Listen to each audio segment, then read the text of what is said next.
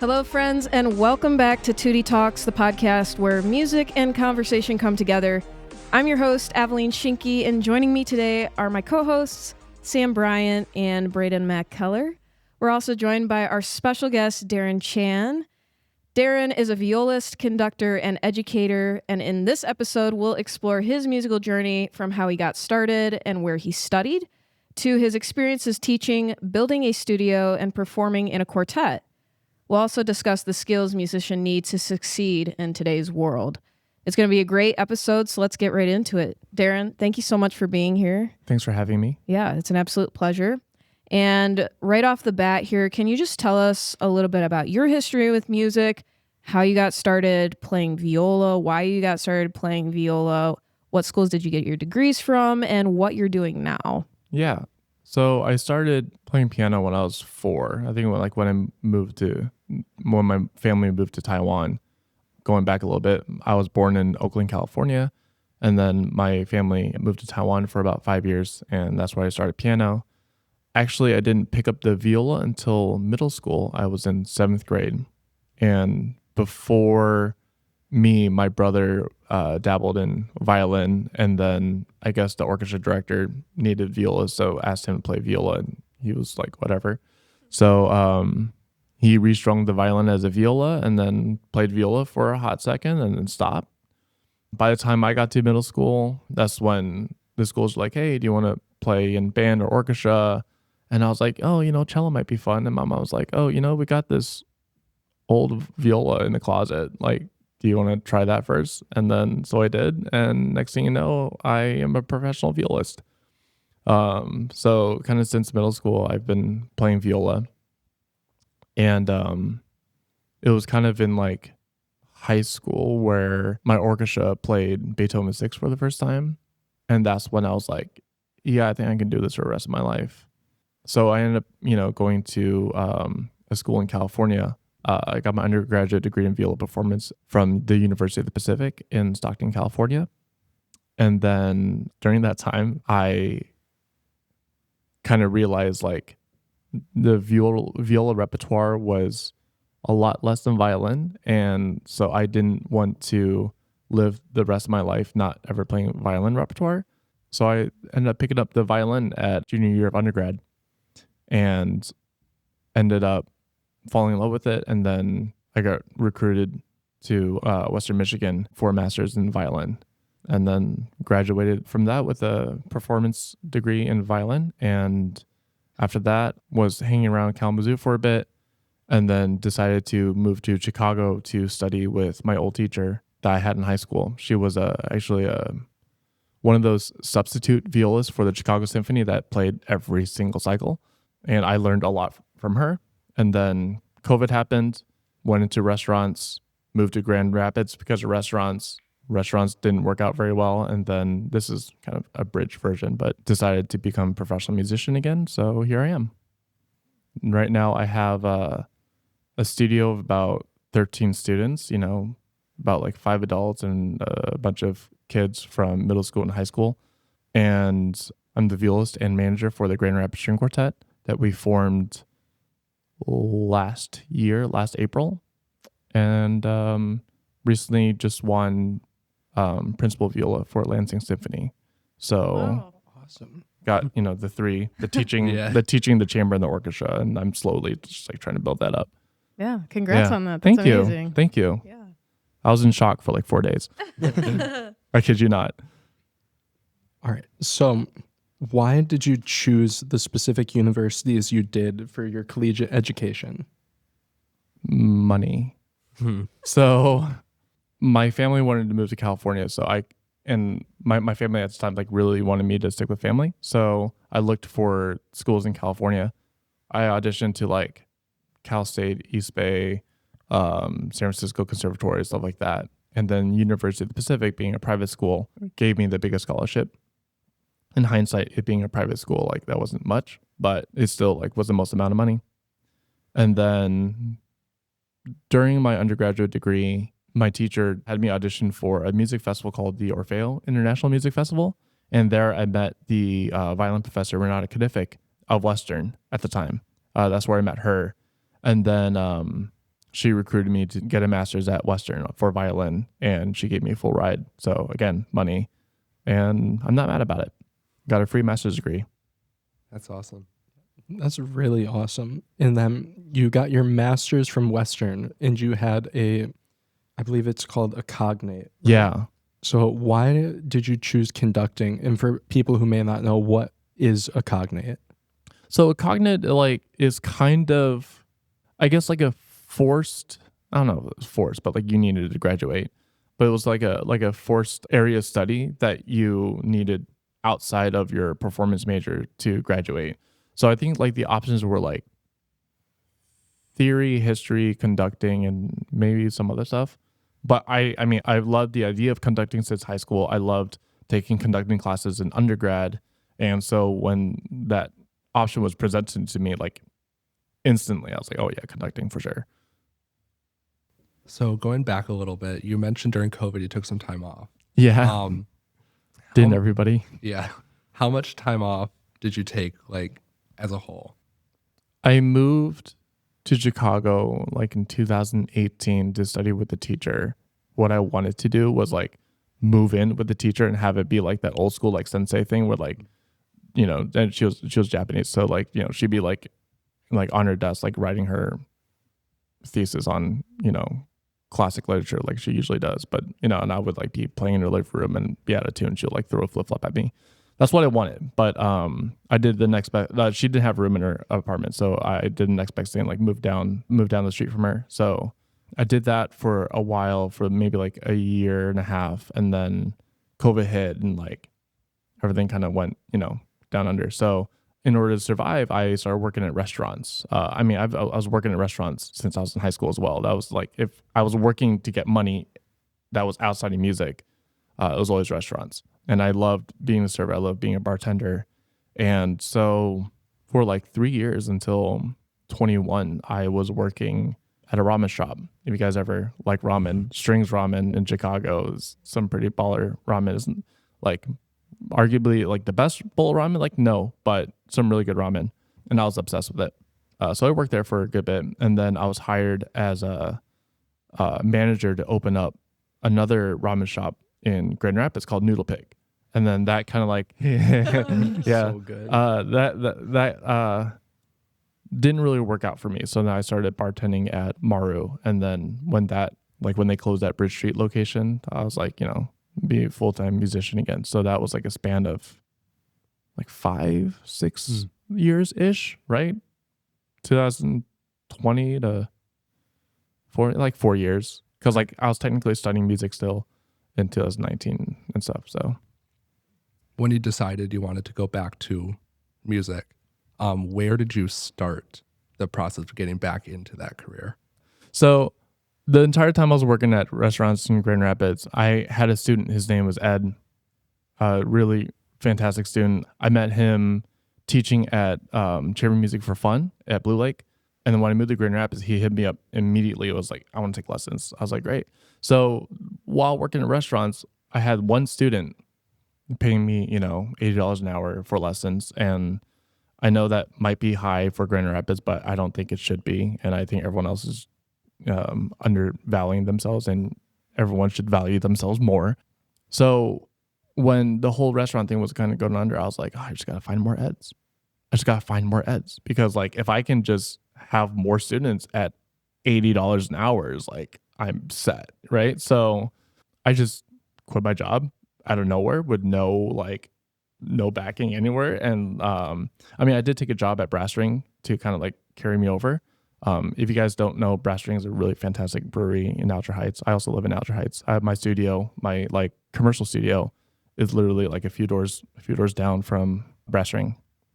And I was like, you know, I'm just going to build a website, market myself somehow, and just find students. What ended up actually happening was I came across this lady on Instagram, and you guys should really look her up. Her name's Kelly Riordan, and she is the founder of a studio acceleration program called Outside the Box. And, you know, paid a lot of money to be in it, but I learned so much. And I really kind of want to dive deep into that today. but a lot of like marketing tactics, entrepreneurship tactics, and just kind of followed those guidelines. And that I, kind of blew my studio up from ed to like 14 in like 6-7 months, and worth every amount of work and money and everything. Yeah. And with that, I know you kind of want to hit on that a little bit more. Could you talk a little bit about some of the strategies that have helped you to build such a big studio and to really get your name out there and all of that? Yeah. If I were to sum up everything really quick to like kind of build a studio and accelerate like any sort of music career, is just involve yourself as much as you possibly can. Like, stick yourself everywhere. Say hello to everyone. Try to get coffee with everyone. Did I push as hard as I possibly could? Like, no. I know there's some of my friends who are really like trying to get coffee with everyone, and it's really valiant. But that's a really great way. So like, one of the primary tactics of OTB was to do school visits, hit up every music director you possibly can, and like be friends with them, and really show like you're, a good musician, a good teacher, you're reliable, you're dependable, and you want your name to pop up in their head when a student comes up to me and is like, I want lessons, so, and through that, I met so many people. And like a kind of quick transition into string quartet, one of the teachers I met was Elise Grudenes, or Elise Smith now. And she's the first violinist of the quartet. So when I went to her school, we were talking after I was teaching some of her classes, and she was like, I love chamber music. I'm like, I love chamber music. So we were talking about chamber music and her love for it. And she was like, I had this quartet and could never really find a violist. I'm like, call me. So then we had the first rehearsal and we kind of just clicked, and that's how I met Ashley Grace. That's how I met Mac. And it's just been a wild ride, but it's been a wonderful quartet to be in, for sure. Yeah. Do you find that you get more traction from your online website, or do you get more traction from students in person? Like as far as like leads for the studio? Yeah, for them signing up and getting lessons. Yeah. I feel like all of the seeds that I've planted for leads will bring them to the website. So I don't think I've ever gotten like someone who just like looked up violin viola lessons in Grand Rapids, found my website and clicked on it. I mean, I need to work on my SEO for sure. Don't get me wrong, right? But I focus most of my attention on, the school visits. So then I'm on the front of their minds, of the school directors' minds, orchestra directors' minds. Obviously, I went to Guarneri House. I went to Grand Rapids Violins. I went to Meyer Music. I was like, hi, I'm teaching now. Can I put my information on your website? They're like, yes. So I've gotten a few students through that. I don't think I don't really have much of a social media presence, and I should, but that's one of the places I'm lacking. Facebook is also a really strong place to market if your area is like good for it.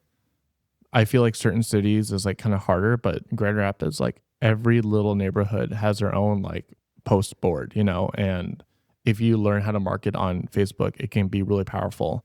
I've had some success. I haven't pushed super hard. One of the cool things about Outside the Box is like they assign you to other people to be like third-party posters, and they'll kind of like help you with Facebook marketing and stuff like that. Mm-hmm. So some Facebook, a lot from schools, and few from like the violin stores like Guarneri House and Grand Rapids Violins and Meyer Music. But another thing I did was, and partly because when I was working in restaurants, like I really just needed an orchestra fix. So I joined Kent Phil, which is the community orchestra at Grand Rapids Community College. And then I also joined the community orchestra at Calvin University and just networked. And half my studio are like adults who are like almost in retirement age or in retirement age, who just want to perfect their hobby. And I met a lot of people through inserting myself into those orchestras. Yeah, no, I would agree with that. And I've created my own website and I try to post pretty regularly on social media, and I've gained some traction from that too, and from just doing like sectionals in the schools and really just trying to get my own brand out there and my own name out there. Yeah, so, for sure. Yeah, I would totally agree with that. So like when did you start teaching? Because I've had a student for a little bit. I started this past year. Did you start in college? Did you start after you graduated? No, I think I was like 19. I was like a sophomore in undergrad. I had like one student and like, yeah, did not know what I was doing, but I mean, I was a nerd enough and I was excited enough that like I just went for it and tried it, and then taught at a church in Stockton, California for a hot second with a couple students. But I started early, like the moment, like sophomore year of undergrad. And really like, I guess like for you guys being like undergraduate students, like high school students, middle school students, like fair game, you know what I mean? And really just like start teaching. If you want to teach privately, like there's no reason to start soon. I have a student, their name is, and they're a senior in Caledonia right now. And they have like a middle school student, and they're in high school. So like, go for it, Yeah. And the more you teach, the more you see things from the outside perspective. And then the more you kind of come up with like strategies to teach that, to fix that issue or not. Yeah. Yeah. I know for me, I had my like regular student over the summer. I did a program with Jennison, with Dan Scott at Jennison, to do like a string buddy program where I do 5 lessons over the summer with 5th graders going into 6th grade. So my biggest thing with a lot of my students, especially over the summer, was how do I get them to actually put in practice between the lessons so that I can actually teach them without having to teach them the music. Right? Like the notes on the page, rather than I can show them more technique or the things that actually show progress rather than having to reteach everything. Yeah. So I think there's a bigger underlying issue, which is like we need students to like survive, right? Monetarily. And I understand that like the ideal is to like have a wait list and like so you can pick your ideal student. I'm kind of at a place now where like I'm not starving for students, so I can kind of be more picky about my ideal student. And because like if your student isn't really excited to learn, I kind of found that like, yeah, you could try to convince them, and that is a part of teaching. Like really, like, they need to hear your sound. So they're like, oh, like that's what I want to sound like, right? But if they have like no interest and they have no interest in like working and practicing, then like they need to have the goal of getting better. They need to have a fire passion for music. They need to have the goal of perfecting their art before you can try to convince them to practice. Like if they have those two things, and like it's more common than you think, then you can convince them of practice. But if those two things are not there, it should not be our place to be like, hey, like try, like this is awesome, right? Like kids could try, but if they don't want to learn the instrument, it should not be our job to make them want to learn the instrument, right? Especially like the longer you have a studio, sometimes they'll quit. And I know financially that might really suck, but sometimes it just happens. And then those spots will eventually be filled with kids who really do want to try. I've spent a lot of years like clowning in front of the student, like, this is amazing, blah, blah, blah. And it's like, but if they're not in it, they're not in it. And like after the years, I kind of realized like, it's not my job. It's not my job to convince you. And if you're not convinced, then like get out of my studio, right? Yeah. But if you want to work, doesn't matter how good you are, how slow you're progressing. If you are super passionate about it, I will always give you the time of day. But like, if you're like, I don't know if this is for me, and it's like, then bye, right? We are a very specialized skill and we are very specialized people.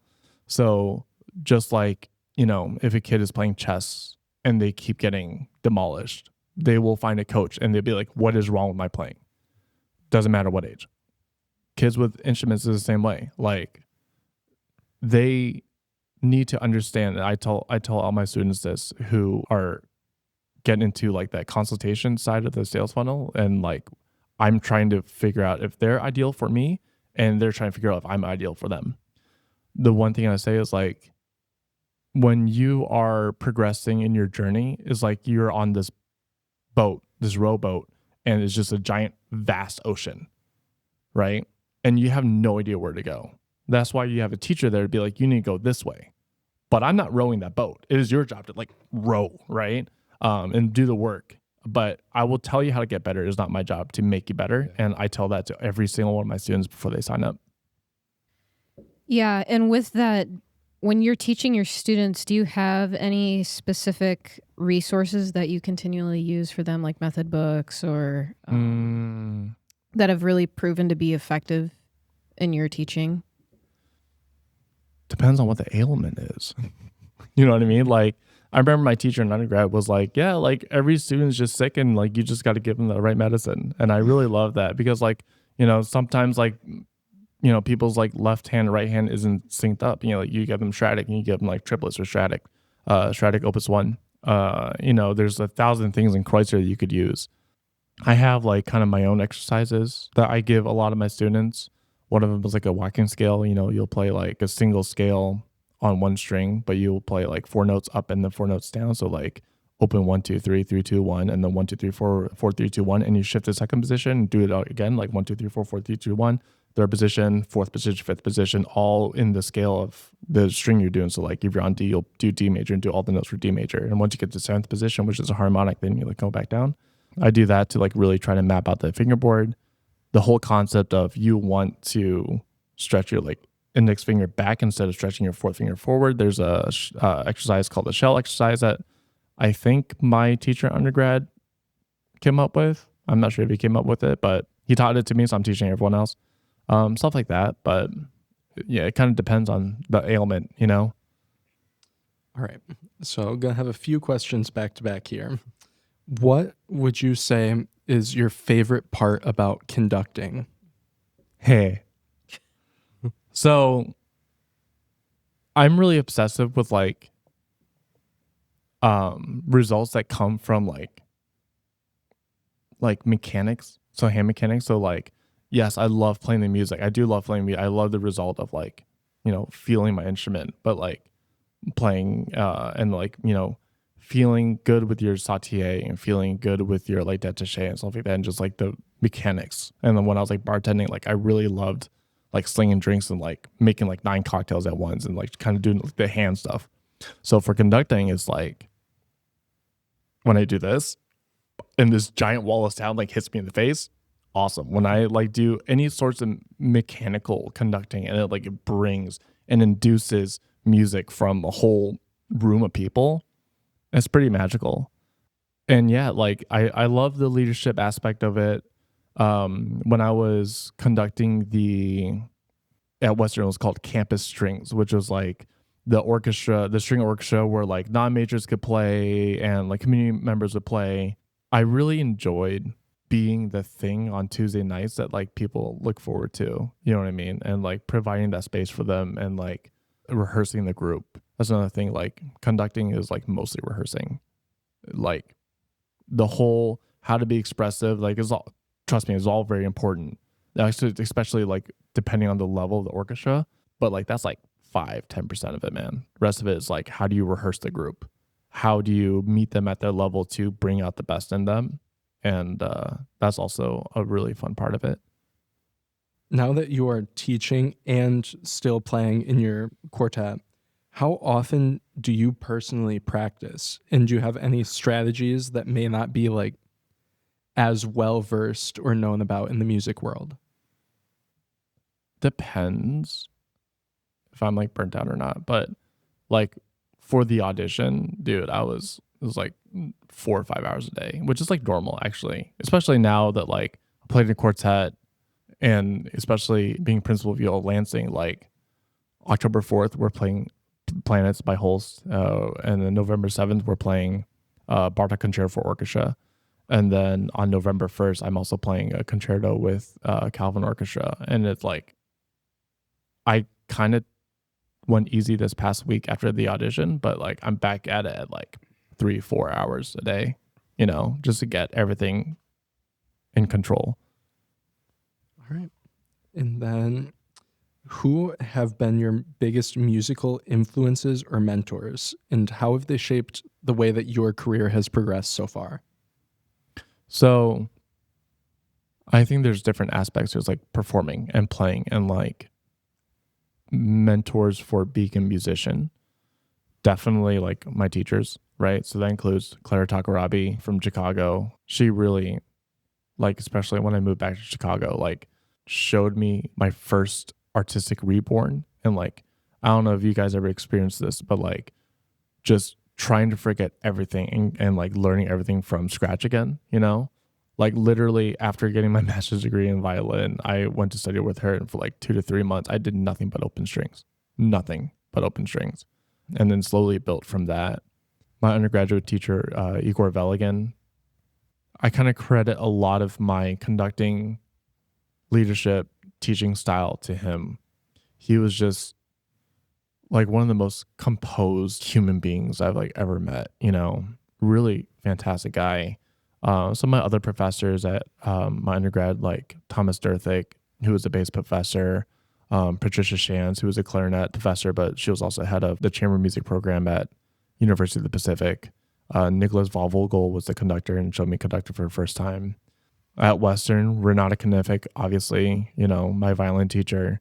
We kind of butted heads a little bit, but she really had patience with me when I needed to have patience, right? And Bruce Uchimura, also fantastic, showed me a lot. He was my like conducting teacher, and just everything conducting, chamber, even playing as the cello professor. Like he showed me quite a bit. I'm sure I'm missing a few people, but like the relationship you have with your teacher is like, obviously you guys know, is super important. And it's super important to like keep healthy. And like recently, Barbara Carbato, Ben Pensner, my friends like Brendan Hollins, like they all kind of helped me through auditions, Yeah, no, those are great answers. And I know we have plenty of mentors here as well at Grand Valley, and the private instructors and just faculty at colleges, I feel like, are just really, really big and inspiring people for all musicians. In the prior question, you had mentioned burnout a little bit. How do you deal with burnout? Because, I mean, auditions coming up, constantly teaching private lessons, constantly doing work for the quartet, that can be a lot. Yeah. And that's a lot of hours in the practice room and a lot of hours rehearsing. How do you deal with if you get burnt out, or are there things that you do to get away from the music sometimes to kind of reset yourself? Yeah, for sure. I mean, so when I decided to be a professional musician again, like last April, I'm very lucky that right now I'm like neck deep in everything music, right? So like now I'm starting to try to figure out how to like balance. But dude, when you're hustling, you're hustling, you know what I mean? And like, I don't know, like I didn't afford myself to think about work-life balance. And like, I can tell you, like last year and the year before that, like my sleep started to like really get messed up. Like not by my choice. Like I just like couldn't sleep through the night. So then my fiance and I like started like really taking sleep seriously, and people talk about morning routines all the time. But like right now, I always make sure that my nighttime routine is on point. Does it happen 100% of the time? Absolutely not. But like, we try to be like no screens after 8:30, blackout curtains. Actually, we both wear earplugs. Like before earplugs, we like hit the cats and stuff like that. So like just making sure that like the things that you can take care of, like your body, like working out, eating right, is all very important. I think if I didn't, then like the burnouts would have hit harder, And another thing with like audition prep is like you want to make sure that the things that you do every day to take care of yourself do not falter. Do they kind of falter? Maybe a little bit. But we want to try to be the best of ourselves. And that definitely helps, like that consistency and maintaining that consistency through burnout, through the hustle periods is maybe like a good grounding thing, you know, to kind of keep you going for sure. Like I can't not show up for my students for my teaching. So like you kind of do that, you know, but like this past week, I only did what was absolutely necessary, which was still a lot, but you know, got to power through. So, and definitely just taking time. I don't know if you guys ever done this, but like, have you guys ever just stopped playing for like a month? You come back to it and you're like, why do I sound and feel better than I ever had before? Your brain just needs that time. So like actively doing things that enrich your life that isn't part of music is like really good too. Yeah. And, yeah. Yeah, I would agree with that. Sometimes I just need space from the music building, period, because it just gets to be so much. And like you say, I like that you brought up taking space away, because sometimes I'll be working on a piece and there just be a passage that's just so notey or it's just not coming together for me. I'll take a break from it for like 2-3 days, come back to it. Beautiful. Yeah. Perfect. And I change nothing, you know? Yeah. And sometimes it just works out like that. But yeah, I think it's important to kind of take space away from music sometimes and to add in different factors of your life than just music, you know, whether that's going outside or playing games with people or even having an entirely different community of non-musicians too. I think that's important. So yeah, for sure. Yeah, another note about that, like I think different amount of time for different things is good. For example, like you're working on like a notey passage. I'm starting to develop a theory that like muscular plasticity and neuroplasticity are kind of very much linked. So I started talking to my students a lot about like some things will happen and improve in your sleep rather than in the practice room. And like I kind of learned this from like exercising. It's like, you know, when you lift, like you know, destroy your muscles and then they grow bigger and stronger when you sleep. And I'm starting to believe that learning things is kind of the same way. So like you're kind of going through your passage, like you need to sleep and then it will be better again tomorrow. You need to sleep, it'll be better again the next day. And certain things happen subconsciously and again in your sleep that like can improve without you like slaving away and just like having faith that will happen. You know what I mean? So like I think that time you're describing is like, yeah, like your brain just needs to process it and you need the time, which is why like cramming practicing is like does not work. Right? Yeah. So yeah. No, I would agree with that, because a lot of the time, like the past 2 years, I would spend really late at night here just practicing, just because, you know, as a student, there's only so many hours in the day. You've got class, you've got rehearsals, and then sometimes your practice gets a little bit limited. So, I mean, I see musicians here all the time, like practicing into hours of the night. And it got to the point where I was just run down and just like, I just can't do this. So I think this year I've made it more of a priority for, like you say, sleep is really important. And I've realized with myself that there is a time where I cannot practice anymore. It's like, whether that's 9 p.m., 10 p.m., whatever it is, my brain is just off. And I've had to adjust my schedule to that too, you know, maybe do homework later in the day and practice more earlier in the day so that your brain is not fried. But yeah, I like that you brought that up. So what would you say is the most rewarding part of teaching? Lessons, or it could be anything, like if you've taught a class or anything like that. When you see the progress, right? So like whenever you're like trying to get a student to do something and then they do it and you're like, that's it, do it again, right? That's the most rewarding part when like, right? Because like, again, it's not your job to make people better. It's your job to tell people how to get better. So when they do get better because of the advice that you gave them, that will fuel me for the rest of my life, for sure. You know, like when you're conducting an orchestra and you're like, okay, that wasn't in tune. Everyone play the root. Great. Everyone play the fifth. Great. And let's tune that third. And then they sit there and like, that's what in tune sounds like. And you see the eyes light up. You're like, yeah, That's what tune feels like. Great. Now do it again. So, yeah. Going back to, you said you just won Principal Viola. Yeah. Lansing. Yeah. 1-year contract, but yeah. Like, great job. Awesome. Thank you. So what advice might you have for auditions, both like either for schools or festivals, but also for like orchestras?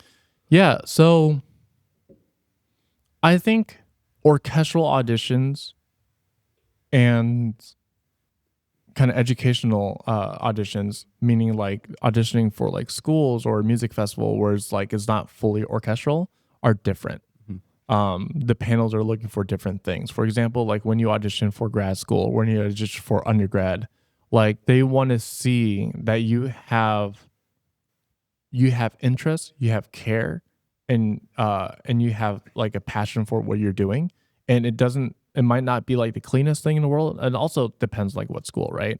But a lot of times, like, do they feel through your playing that like you really care and you love the music and you like really want to be there?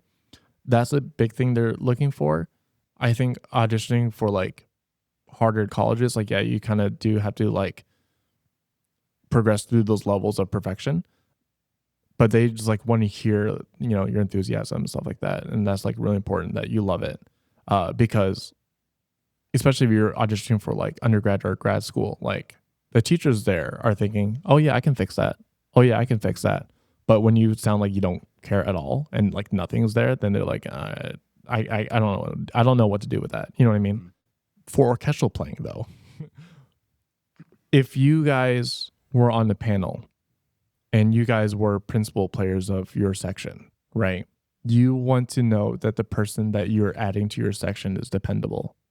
So what does that mean? Like, if you rush like rests, if you rush anything, if you drag anything, like if you're not metronomic, then I ask a question like, okay, are they going to rush? Are they going to come in early? Like, I'm not sure if I can trust them. If you play out of tune, they're like, are you going to play that out of tune? I don't know if I can trust you, right? So for orchestral playing, being on the money with intonation and having complete control rhythmically, right? That means like, I remember I was talking, I'm sorry, Adam, I forgot your last name, but Adam is a violin player that plays with West Michigan and Grand Rapids Symphony. And he was like, just never touch audition music without a metronome. Just always play with metronome. And then when I was preparing for this audition, my mentor was like, do that with metronome. And I did. Like, first week, I just like never did anything without metronome. She was like, great, better, right? They want to make sure that you're dependable. And then on top of that, then it's like, is your articulation perfect or good? And are you playing everything on the page? Again, if you miss anything on the page, like any hairpin, any crescendo, any sforzando, any accent, any staccato, like, and making sure everything on the page is done. Because if it's not, some people get really mad that you're like disrespecting the composer, but that's not much. It's like, if you did not execute what's on the page, can I trust you to do it in orchestra, right? So there's a higher level of like mechanical precision that you need to do with orchestral auditions. And I think this includes orchestral seating at the collegiate level. This includes seating auditions at the high school. Like, can you play the right notes at the right time? Basic. But as we all know, extremely hard, right? So for orchestral stuff, can you play the right notes at the right time? Can you play everything on the page? And can you play with good articulation, right? And then beyond that, from those constraints, can you play it beautifully and musically and make sure that every note that comes out of your instrument is a note that makes the panel want to hear more, if that makes sense.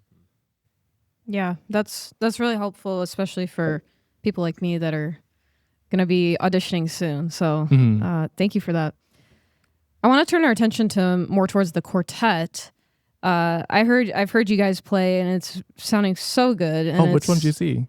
It was I forget what you guys played, but it was at the church, like the big hall. It was sometime last semester. So that was March. Yeah. So you saw us play Borden, yes, Beethoven 15, yep. and Boccherini. Yeah. Yep. The BBB Yep. recital. Yeah. Yeah, it was a great program. I really enjoyed it. But I want to dive a little bit deeper into that and just the logistics of it. While I've been here at Grand Valley, I and two other students had started a piano trio, and just trying to run that and market ourselves, I always felt it's like hitting a wall. And I just kind of wanted to ask, what has been your guys' strategy in marketing yourselves? And even with that, how have you been receiving funding and getting into these local churches and things like that? Like, what has been the process for that? So when we formed the string quartet, we kind of knew, like, first, like, you'll have to really enjoy the people you play with, you know, like, you know, forming a string quartet, forming any sort of chamber group is kind of like, it's kind of like dating, right? Like, you kind of feel each other out. And then, like, once it's like a good relationship, you're all like committed. Then you really have to like put in the work to make sure it's like a healthy relationship all the time. So like that's fundamental. You just have to make sure that you have a good group, and there's a whole bunch of stuff to like how to like be in a quartet, not playing wise, but like just personality wise, like how to be in a quartet to like really make it flourish. But as far as like the marketing goes, like we were having our first rehearsals with Greek, and we're like, oh, like we should name ourselves. And then I was like, well, did anybody grab Grand Rapids String Quartet? They're like, no. Like, we looked up social there. There's no Grand Rapids String Quartet anywhere. So I was like, well, we're nabbing it. We're taking it. Purely just a marketing move. And it was the best marketing decisions I've ever made. Like, that night, I just went online, went on Wix, like, bought GrandRapidsStringQuartet.com or grstringquartet.com, not Grand Rapids String Quartet, but grstringquartet.com. Got the Instagram, got the TikTok, got the Facebook. I was like, it's all mine. Got to rush and do it in case anyone else, for some reason, at that exact moment, also decided to start Grand Rapids String Quartet. But literally because of that name, like we did not do much marketing outside of that. And then we ended up making like $25,000 to $26,000 this year just from gigs. Wow. We'll get into the fundings in a bit. I also really lucked out that my fiance is a fantastic graphic designer, a professional graphic designer for a mortgage company, and just really good at what she does. So my website for Darren Chan Music, Grand Rapids String Quartet, everything that's pretty there, all her. Like, I remember when I was coming up with the logo for Darren Chan Music, or DCM, I like came up with this like dumb sketch, and she was like, here's mine. I was like, oh my God, yeah, that's just so much better. So I really lucked out that, like, you know, she sees that my success is like our family success. So like she's happy to help me with anything. Not everybody has that. I know that's like such privilege to like be able to have that. Another privilege that we had was Noah Smith is Elise's husband and just got the full-time job as organist at Fountain Street Church. So we get to play there a lot for no money. And it's just a connection that we have. And I'm so grateful we have that, because if we had to rent out Fountain Street Church, oh, we'd be, yeah. So for the Grand Rapids String Quartet, our main mission was just to be a recital quartet and play masterworks the best we possibly can, and just keep getting better, and like learning quartet music. But obviously, like as a professional, it's like, well, if we're going to spend all that time rehearsing, that's a lot of free time that we're not getting paid for. So I was like, well, we got to bankroll ourselves. We got to enter in the gig market. So we did. Built the website. I like begged people to, oh, here's a really good piece of advice that I want to give everyone like your age and younger. If you find gig music, quartet, trio, duo, hoard it. Hoard it like your life depends on it. It is like, I did not. And then when I was trying to like come up with the rep page for the quartet, I begged everyone, like, can I have your like 20-year-old like gig music? And I spent like 14 to 20 hours digitizing all of it. So now on our Google Drive, we just have a crap ton of gig music. And, you know, just because we called ourselves a Grand Rapids String Quartet, we have, you know, the website. And when I was starting my private music studio, I bought two NT5s, Rode NT5s. They're condenser microphones. I also dabbled in photography in undergrad. So like I had a Canon 6D. So I like use all that stuff for the quartet. Like I got the microphones to do like social media for my teaching. That did not happen. I just had this like mental block with like putting myself on social media for like myself. But when it comes to the quartet, mental block is gone for some reason. I'm sure there's an explanation, but I had those microphones. So like I'm trying really close to have like professional level recording. I think our videos that we have ourselves are not bad, you know? So now my fiance and I have a Sony A7 IV, beautiful camera. If you guys want to take video, like Sony video is so good. Canon's great at photos, but when they do like the hybrid thing, like I honestly think Sony kind of takes the cap with crispy videos. So we wanted to have like really high quality looking videos and sound for our promotional items and our recitals, which are also promotional items. And yeah, dude, like we did almost 30 gigs this year, first year of operating. And I think most of it is just because we had the tenacity and audacity to call ourselves a Grand Rapids String Quartet. I remember Ashley Grace was talking about an interaction that her dad had with some musician somewhere. And the musician's like, oh, they called themselves a Grand Rapids String Quartet. It's not like a little like whatever. And then Ashley Grace's dad was like, it's just a marketing move. And then the musician's like, what? Marketing? Mm-hmm. What is that? I was like, yeah, exactly. That's why we're successful. And that's why like a lot of people aren't, you know, because they don't, is that entrepreneur aspect that like can really make or break your career, I think. Yeah. No, that's great. That's really good to know too. When it comes to choosing repertoire for the quartet, how do you guys go about that? So first rehearsal, or not first, like first read through, we like read through Mozart 5 and like, we're like, great, this is awesome. We like each other. What do we want to do? And I just blurted out Greek. Because I just like heard some people liking Greek. I was like, oh, we could do Greek. And then they all agreed. And then at that point, we realized how much of a behemoth Greek was. And then we did anyways. And then from there, the BBB recital, the Boccherini, Beethoven, and Borden, we wanted to play something that like a lot of people knew and enjoyed listening to. So obviously Borden was one of them. Like Borden is one of the most beloved quartets. And then the Schubert Quintet was just because Noah, our first violinist's husband, Noah's mom is also a cellist for Arkansas Symphony. And she really wanted to play the quintet. So she's like, can I play the quintet with you guys? We're like, yeah. So that summer recital was kind of came through that way. So going through our 2026 recital, we've decided to play Chassis 7, Ravel, Stephen Conses, who's I think he's a cellist for Berlin Phil. He did a bunch of arrangements for Ray Chen and his album The Golden Age. Really excellent quartet writing. He wrote New Satisfaction. He did Matilda's Waltz, which is like an Australian folk tune for Ray Chen because he's Australian, Taiwanese Australian. And then he did Clair de Lune. Really great writing. We really like his range for Clair de Lune, so we're also doing Clair de Lune along with Chassis 7 and Ravel, and then we're also doing Langsamer Satz. That program came together because we really want to be thematic with our programming, just because it's easier to market and it gives a more reason for people to come in than just like listen to the quartet.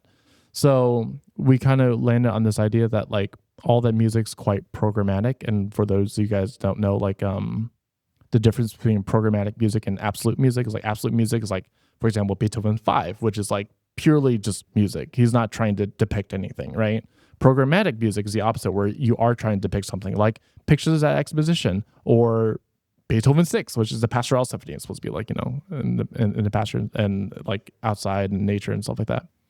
So you can kind of argue that some of the music can be in this program programmatic, especially like Ravel and Clair de Lune. The tie that I am trying to tie together is like fresh impressionistic visuals and paintings, and really tie that kind of music to that. Langsamer Satz can arguably be programmatic, and Chassis 7 as well, but we kind of wanted to do it like in a gallery, so like people will see art and like hear connections to the music art and visual art, and that's kind of like our kind of loose theme, I guess. Mm-hmm. So from now on, we're trying to be thematic. We're trying to have some sort of statement with it, but also have music that we want to play and people want to hear. and just have a fun program. Like I think one of the biggest things is remember that people just want to have fun. How can we bring fun? You know, if we play something that's a little more out there than like some people might love it, but a lot of people might not. And, you know, so with just those things in mind, I guess. Yeah, that's a good take on it. Is it Ravel F major? Yeah. Yeah, I'm playing that right now with the chamber ensemble. The quartet? Yeah. How are you doing tuning those tenths between the violin and the viola, you know? Oh, you know, it's getting there. Yeah. Yeah, we just finished up the first movement. We're on the second movement this week. So nice. And then the Shasti 7, I played that my first semester in chamber here. It's a good one. Yeah. It's definitely different. Oh yeah, I love it. I love it so much. Yeah. So you have kind of like a multifaceted career, like you're orchestra player, chamber, private teacher. What is something that you wish you had known about building your music career when you were younger? Like when you were in high school or in college? I wish I kind of knew like the caveats of like the music career. So like when people say like, oh, it's harder to get a salaried orchestra job, going from being like a college student to a salary seat in the orchestra, it's harder to do that than it is for a college baseball player to get into MLB, right? I went through like NFL and NBA. It's like, no, MLB, right? The amount of talent there is coming out of these schools and the amount of seats, that difference is just so vast, right? I kind of wish I kind of took that more to heart, but I don't think that would have stopped me, even if I did fully understand that. But I will say that like for any like middle school or high school kid, only pursue music as a career if you cannot see yourself doing anything else, because literally everything else is so much easier to make money. Like the amount of specialized skill versus monetary capitalistic reward is so vast. Like, I mean, I know coders are struggling now, and I apologize for that. But like 6 years ago, you know, if you graduated with a computer science degree from like Brown, like you could probably easily get $150,000 salary, right? Like most coders probably easily get like a $40,000 to $50,000 salary, like right out of college, and then like pretty quickly, if you're good, you can like get a higher salary pretty quickly. If you had an immense amount of specialized skill, you'd be making bank quick, right? But for us, like highest paying orchestra gigs, like Chicago, New York, 175, maybe reaching almost 200, maybe places like LA and New York, I'm not exactly sure. But you have to be top 5, if not top 2% of the world to like play in those orchestras, right? If you had that specialized skill anywhere else in any other field, you'd be making bank. It's not the same here. Another thing I kind of wish I knew was like, if you do want to play orchestrally as a profession, take orchestra stupendously seriously now. Like the moment you step in as an undergrad, try to play every note at the right time. And like don't sleep on that. Don't sleep on the orchestra prep, and like try to be the baddest orchestra player you can be. You know what I mean? Because like once you know the feeling of being able to nail an orchestral piece and like playing it, it's the best feeling in the world. And then that will definitely carry through for your profession. Like you have that high standard for yourself, you know? Yeah. I kind of wish I took people's warnings more seriously, but again, probably wouldn't have stopped me. Okay, so what are some other goals that you might still be striving towards in the next like 5 to 10 years? I kind of built like my 3 pillars. So I think professionally, for me to have my happy life, I need the 3 pillars. I need the teaching, I need the chamber, and I need the orchestra. And now that those 3 are set, just building it up. Like I do feel like I want to grow old in Grand Rapids, you know. Met a nice gal, her family's here. I built the studio, I built the quartet. I mean, I didn't build the quartet, but I monetized the quartet. So like, if I land a salary seat with Grand Rapids, I'm set. I think beyond that, if Chicago, New York, and stuff like that opens up, even like Philadelphia, Cincinnati, then like I'll take those auditions, because if I win, I can't deny that. But I could die happy playing in GR. For example, GR right now, I think a core section seat is 47 or 48K at the moment. It's not the most amount of money, but it's a good chunk. If I can land a core seat with Grand Rapids, I'd be happy. If my string quartet brings in at least 120 to 150K a year, which means each member gets around like 25 to 35 to 40K each member, that'll make me happy. And then my teaching also brings in around the same amount of money. So I want all three to get me to that 100K mark for money. I'd be pretty happy. I'd be pretty chill. Yeah. Yeah, that's a great goal to have. And yeah, having the 3 pillars is great for money, but it's also really, really gives you a lot of experience in like all different avenues. So yeah, I adore chamber music, but I also adore orchestral playing, and I love teaching. So I kind of definitely need all three. I know some people are like, no, they just want to go like face first into teaching, and like those are the people that like go through like all the Suzuki programs and all that stuff, and just like really like, I have a friend, her name is Jenna Michael, and she is like a big Suzuki teacher, and she's like, that's all she does.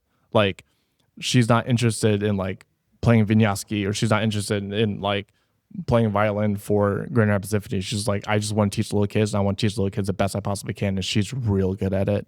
I'm not that kind of guy. Like, you give me like a 5-year-old, I'm just not. I'm not going to be like, you make a bunny with your right hand. I'm just not that.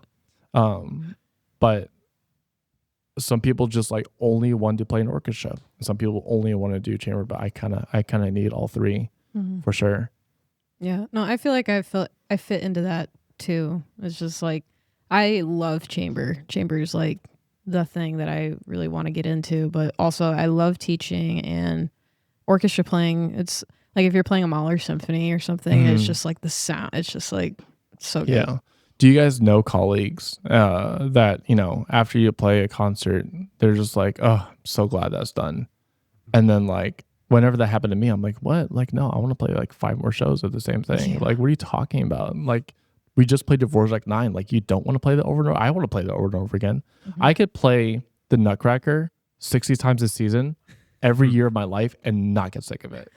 I want that viola part like memorized, Yeah. No, it's always a good feeling. Yeah.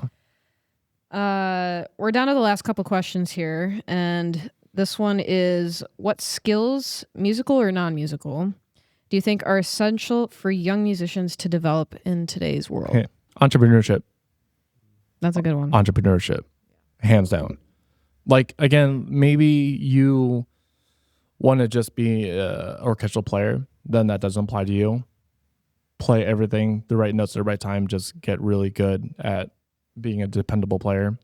But for anything and everything else, first of all, like starting a podcast, excellent. Like, we need more of that, entrepreneurship, and really like the marketing side, the sales side, the customer service side.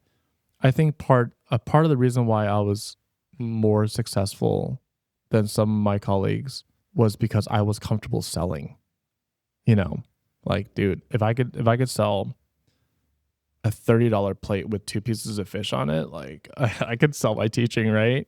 And just like having that enthusiasm to garner trust from clients, because like I think Kelly said once, like the way you act, like these parents are entrusting you with their kid, like they don't know you. How are they going to like decide if they're going to trust you with their, kid or not? And then I was also talking to, I'm sorry, Mateus, I don't remember your last name, but he's a violin professor at CMU. We met playing at Great Lakes Chamber Orchestra, and we were talking one day, and he was like, yeah, like you have to figure out what you bring to the marketplace. And unfortunately, we do live in this like highly like capitalistic world where we do kind of have to bend to those capitalistic rules, and you do have to figure out how to market your art. So like learning everything for like making your own website, learning how to sell, like being a salesman is part of it too. And I know that like it's really hard for a lot of people. I understand, because talking with customers is a terrifying thing, but if you could do it, it really helps lead clients from being a lead to fully going through your sales funnel, right? Learning how to find leads and stuff like that is all super important. And I really wish that skill was taught in schools. And I think it's like super essential. Learning about like self-employment taxes and like whether or not you should do a DBA or an S Corp or LLC, and like just learning all these things. Not to like plug Kelly, but kind of to plug Kelly. Like if you want to know a jumpstart and know a lot of those things, like OTP is really great, worth everything for me for sure. Yeah, marketing, sales is definitely a skill that like everyone needs to learn for sure. And I mean, with that too, I came in as an accounting major. I wasn't even a music student. And then I did a full 360, and now I have an accounting minor with a BM. And having both the experience in the music world and the business world has really been beneficial in creating this, in furthering myself as, you know, a private lessons teacher to people within the community. And just things like that. I think it's also really helpful, like the entrepreneurial side of it. Yeah. Is very crucial as a musician, I feel. So. Yeah. And there's another name that's where my mind went that I forgot. Another woman that you might want to check out on Instagram, her name is Audrey Bergauer, and she is like a consultant for like a lot of orchestras that like how to revive like community support for orchestras. And I mean, she does a whole bunch of stuff, but she just came out with a book called Run It Like a Business, and I'm like kind of going through it right now, but it's just gold, absolute gold. It's more like the arts administrative side. So a lot of it does kind of apply for like me running the marketing side for the Quartet, but just like seeing yourself as a commodity and like being able to sell yourself as one and not undervalue yourself, super important. All right, kind of transitioning out of that, is there anything else that you're thinking you may want to do in the music world? I know you have your master's. Would a doctorate be on the table potentially? Any pieces that you're like dying to play that you haven't, stuff like that? Not really interested in getting a master's. I think everything I need to learn from this point can be done without a doctorate. I think if you want to teach collegiately, getting a doctorate is good. I think if you want to get a doctorate, you should have a damn good reason, and not just I want to get better and I want a higher chance of succeeding. Like, you really have to decide if getting a doctorate is right for you. Like, you can build yourself a quartet. You can study quartets yourself. You can find really established private teachers who can really help you with your playing, like outside of the doctorate. But I think right now, collegiately, less people without doctorates are getting hired, you know? So if you want to teach collegiately, I'm not sure if I want to teach collegiately. That's the thing. Like, I taught at like a few music schools, you know, and I think they're great. I think they're great for like getting students interested. But dude, like a lot of those music schools will charge, you know, $58, $60, $62, you know, for hour lessons, and you get paid $30. It's just like, nah, like I can do my own marketing. I can make my own money. You know, I can find my own leads. And I think I would have to really be careful with like the compensation that like colleges would offer for me to want to teach collegiately. So no, I think I'm pretty chill as far as like wanting to get a doctorate, or like, do I want to teach collegiately? I'm not super sure at the moment. I know that I love teaching the students I have right now. I want to have plenty of opportunity to play all sorts of music. Is there anything that I like really want to play right now that because I haven't? Not really. Something I am fulfilling with my bucket list is playing concerto. I never won a concerto competition.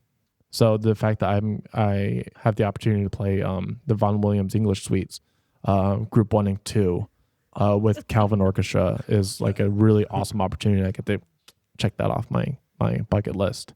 So no, dude, I'm kind of chill, you know. Awesome. Yeah.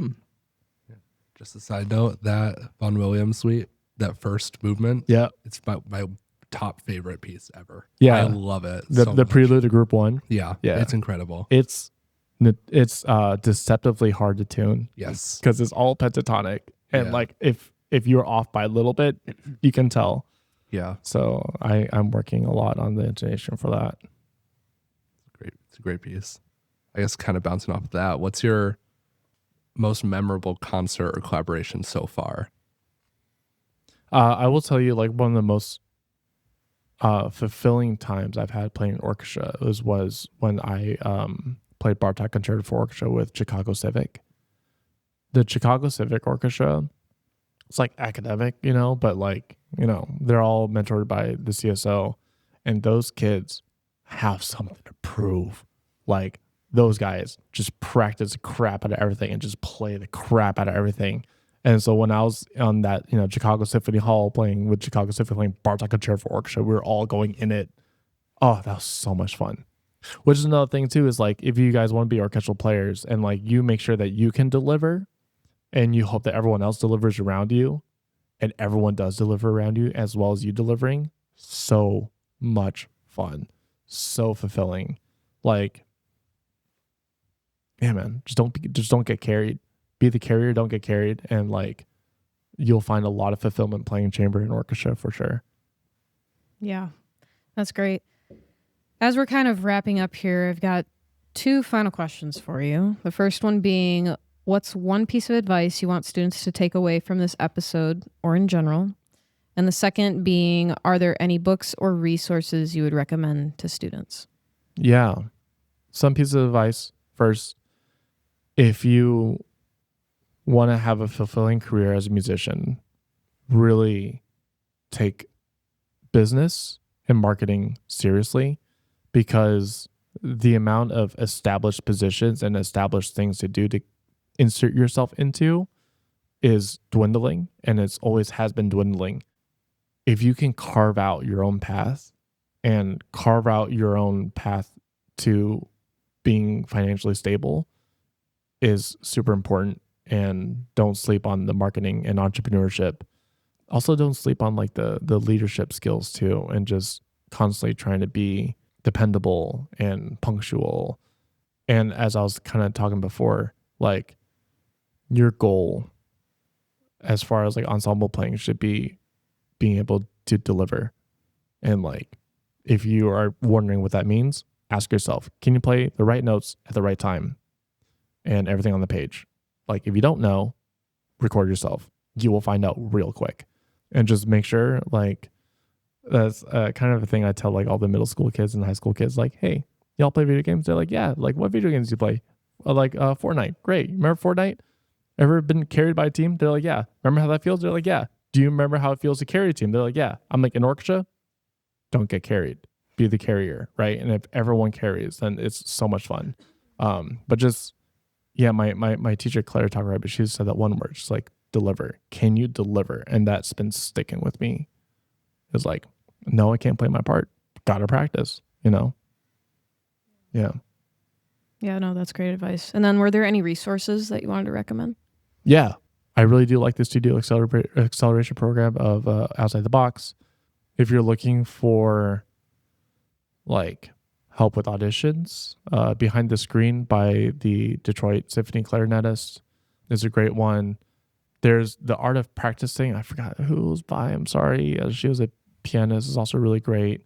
As far as like being able to perform in an audition, and letting your body do what it needs to do, Inner Game of Tennis is a fantastic one.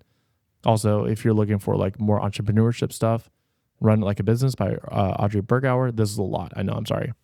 Something I didn't really kind of touch on was like, I'm really big on psychology and how to like psychologically go through learning the instrument, audition, preparing for stuff, and just trying to be like the top you possibly be.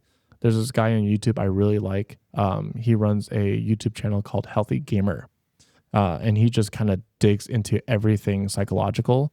It's a lot. There's a lot of stuff out there, but like just digging that into a little bit, and it provided a lot of insight for me on like how to be, how to treat myself, also how to like teach students about it, you know, and how to teach students like how to navigate your brain. Like one of my students kind of described my teaching as like half therapy, half like violin viola teaching, which is pretty accurate about my teaching, because I would like take a screwdriver to your brain, and just the kind of like the psychological aspects of it. You know what I mean?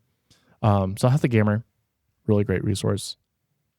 It was also like just therapy, period. It's like, I think everyone, especially like us musicians, trying to like, you know, a lot of people, especially like in generation before me, will think like therapy is like for people getting sick. Like, no, like you can go from negative 100 to 100 to 0, and then like you're fine. But then like to go from 0 to 100, like therapists can help you with that too. And like, you know, obviously they'll tell you like track your sleep and stuff like that, but like just how to be kind to yourself and how to like really try to thrive in such a high stakes, high pressure kind of profession.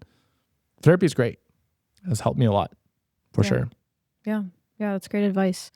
For anybody that's interested in learning more about you or the quartet, where can they go?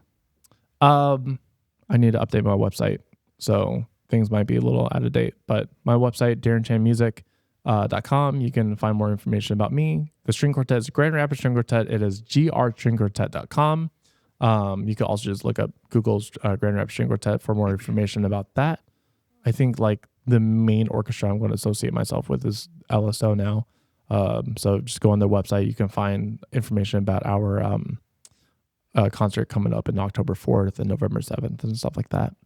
Sounds great. Yeah. That's pretty much going to wrap it up for today's episode. A big thank you to both my co-hosts for joining me and helping me with these questions. And then, of course, a huge thank you to Darren for coming on the show. It's been a pleasure. Thanks for having me. Of course. If you or someone you know would like to be featured on Tutti Talks, feel free to DM us on Instagram at Tutti Talks Podcast or email us at tuttitalkspodcast@gmail.com. Be sure to follow us on all our socials to stay up to date on all things music, from guest highlights and upcoming episodes to behind-the-scenes content and performance clips. We're passionate about reaching as many musicians as we can, and you can help us do that. If you enjoyed this episode, share it with a fellow musician, colleague, or friend, whether it's someone in your ensemble, your studio, or someone who would appreciate these conversations. Every share helps grow this community. Thank you for tuning into this episode of Tutti Talks. Keep the music playing, keep the conversation going, and we will see you in the next one.